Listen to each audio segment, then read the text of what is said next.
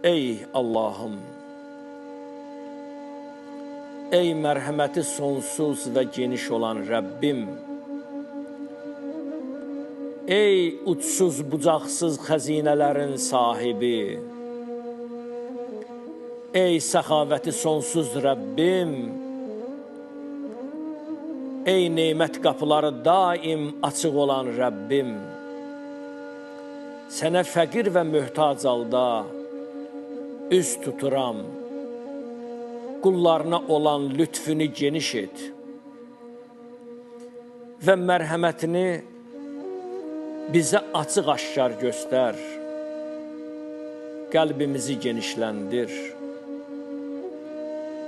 dərdlərimizi yüngülləşdir, işlərimizi asanlaşdır. Ey mənim Rəbbim, bizə gözləmədiyimiz yerdən ruzi ver və ümidimizi boşa çıxartma. Çünki sənin mərhəmətinin qarşısında heç bir şey böyük deyil. Allahım, hökm yalnız sənindir.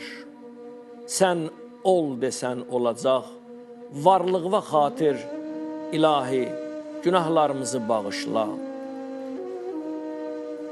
İlahi, sənə and verirəm cəlalının xatirinə, bütün varlıqları sən yaratmısan, həyatı müəyyən edən sənsən.